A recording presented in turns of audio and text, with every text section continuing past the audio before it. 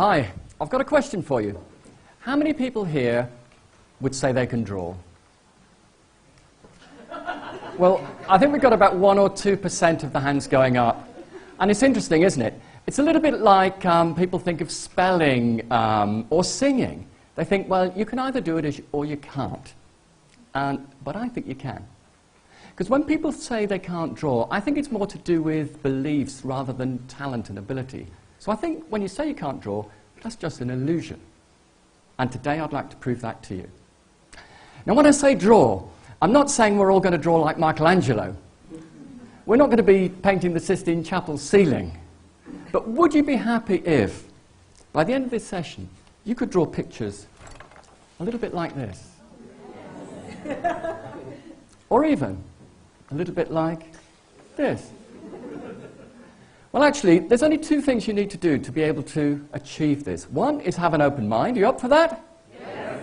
And 2, just be prepared to have a go. So grab a pen and a piece of paper.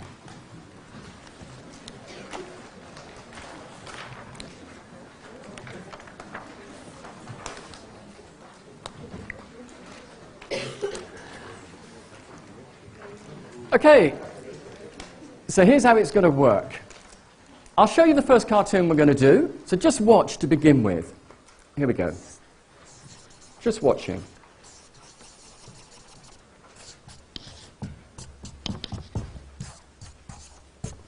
That's going to be our first cartoon. It's a character called Spike. So I'd like you to draw along with me. So I'll draw the first line, you draw, and when you've done that, look up, and I know you're ready for the next line. Okay, here we go. Start with the nose. Now, the eyes, they're like 66s or speech marks. That's it. Next, the mouth. Nice big smile. Now, over here, the ear. Next, some spiky hair. Next, put the pen to the left of the mouth. Little line like that. Pen under the ear. Drop a line like that. Pen to the left of the neck. Top of the t-shirt. Line to the left. Line to the right. Just hold your drawings up and show everyone. How are we all doing? Okay.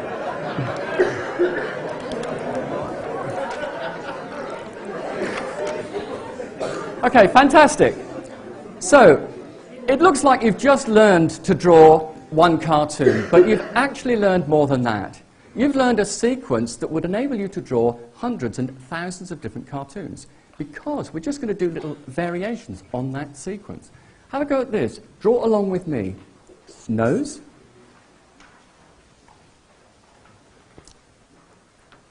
Eyes.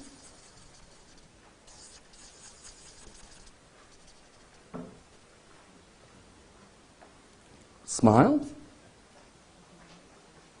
That's it. Now some hair.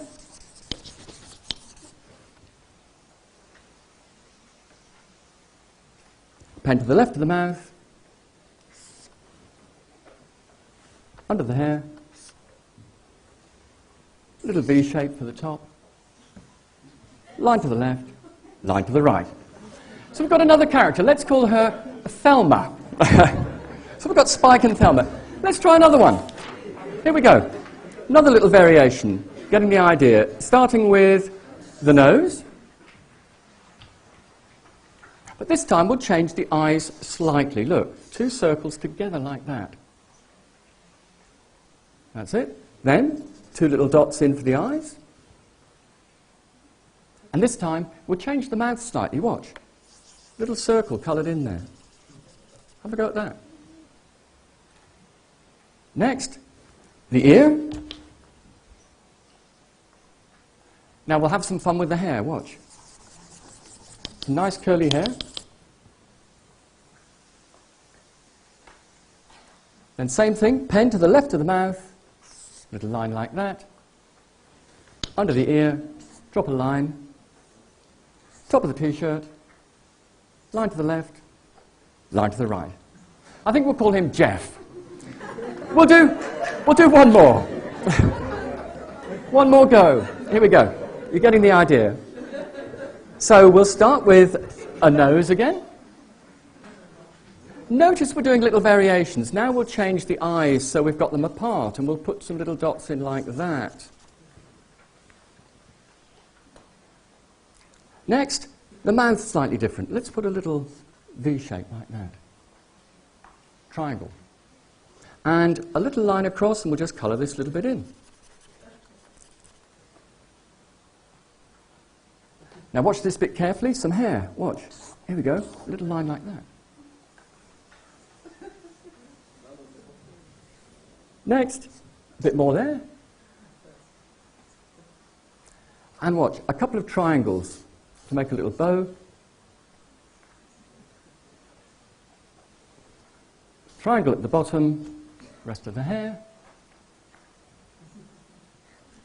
Pen to the left of the mouth again. You get the idea. Drop a line for the neck. Another V shape. Line to the left, line to the right. There we go. Let's call her Pam. So you've done 4 cartoons. You can have a little rest now. Take a rest. You're getting the idea. All we're doing is little variations. We could go on, I'll just demonstrate a couple to you. We could go on all day, couldn't we? You could do someone looking unhappy, a bit like that. Or you could experiment with perhaps someone who's, just draw a straight line. Someone looking a bit fed up, or perhaps you could do anything you like, really. Just try things out. Look at this. Little squiggle. There we are. So all sorts of things we can do. Actually, one more I'll let you do. One more idea. This is a great little technique. Have a go at this. People with glasses on. Just draw a nose a bit like spikes. Next, draw some frames, so 2 circles like that with a little bit in between. Now, just put some dots inside for the eyes like that. Next, the ear, so it's a little bit like we did before. But this time, we'll join up the frames. That's it. Watch this bit.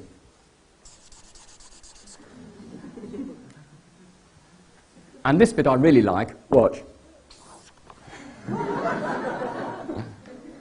And then, a little bit there, pencil under the moustache, line down, top of the shirt, left and right. So there we have it. We could carry on, couldn't we? Hopefully we've done enough to convince you that, in fact, we can all draw. And not just people here. I've worked with, I'm going to give you 3 examples of other people who've learned to draw, and I actually surprised them too. And I'm going to save what I think is my favourite, most surprising example until last. The first example is I've worked a lot with children and students in schools. And actually, the little ones, they just draw fine. But when they get to about 15 or 16, most of them think they can't draw. But I've worked with them. I worked this week in a school where I was coaching them on using pictures for memory. And a girl was trying to remember what red blood cells do. And she drew this little picture of a red blood cell carrying a handbag with O2 on it to remind her that the red blood cells carry oxygen to all parts of the body. That was a great one. The other people I've worked with is many adults in all walks of life, and particularly in business, and they often will want to make presentations memorable. So again, a quick cartoon or a sketch could be really good for that. And again, most people think they can't draw, but take this example. A couple of wavy lines. Little boat. Could be a metaphor to represent we're all in this together. So that, if that was just drawn in a presentation, would really stay in the memory, wouldn't it? Yeah. But the third example is, you shouldn't have favourites really, should you? This is my favourite. Have you ever been at a party when someone asks you what you do? I get a bit sceptical when people ask me that. And this lady said to me, I said, I do a bit of training and I teach people to draw. And she said, would you come along and do some for our group? She said, I work with some people, she was a volunteer, a group of people who've suffered strokes. So I said, well, I'm sure I could, spare some time for that. So I said I would, and I booked a time in. Have you ever done that? And you get nearer the time and you think, what have I let myself in for here? Will I be able to do it? I thought, what could I do with them, you see? So I know, I'll do my cartoon drawing, they'll like that. But then as I got nearer the time, I got more and more apprehensive, because then I was thinking, well, I've worked with children, I've worked with all sorts of adults, I've never worked with a group like this. And it turns out it was all part of a charity called Talk. And this Talk charity is a wonderful charity that helps people who've suffered strokes but have a particular condition known as aphasia. You might have heard of aphasia, sometimes called dysphasia. And the key thing is, it affects their ability to communicate. So, for example, they might have trouble reading, writing, speaking, or understanding. And it can be quite an isolating condition. It can be very, very frustrating and can lead to a loss of confidence. Anyway, so I prepared all this stuff, went to do this session for a couple of hours, tea break in the middle, and I got more apprehensive. But actually, I needn't have worried, because I'm going to show you now the work that they did. And it was one of the best things I've ever done. I'm going to show you the first slide. And I taught them Spike, just like I did for you. And I want you to see the reaction on their faces when they did this. What you can see here are two of the stroke recoverers on the left and right, and one of the volunteer helpers in the centre. And each stroke recoverer, there are about 36 in the room with volunteers as well. There's one-to-one helpers. And you can just see the delight on their faces, can't you? Let's look at another picture. This is a gentleman called David. And he's holding up his picture, and you can tell it was the picture of Spike, can't you? In fact, I think he's drawn Spike even better there. But what I didn't realise until even after the session was that a number of the people in this session, including David, were drawing with their wrong hand. David's stroke meant that it affected the right side of his body, and he drew with his left hand, as many did. Nobody mentioned it to me. Nobody complained. They just got on with it. And it was an inspirational session for me. It was quite a humbling session, one of the best things I felt I've ever done. And at the end of it, I had a lovely email from Dr. Mike Jordan, and he's the chair of the Talk group, happens to be a medical doctor, he's the chair of the group. And he wrote to me, and I'm quoting, he said, our recoverers learned today that they can draw. He said, but more than that, this sort of activity really builds their confidence. So I was happy, he was happy, everyone was happy. They've invited me back again, and I go in there now about every 3 or 4 months. So it's great. So I thought that was a lovely example to share. Fancy one more drawing? Yes. Here we go. Grab your pens. Here we go. Right, I'm going to get you to draw someone that you would recognise. So, start with a big nose, a bit like Spike's. Next, we'll do some eyes. And you might be thinking, this is also a bit like Spike. Watch the next bit.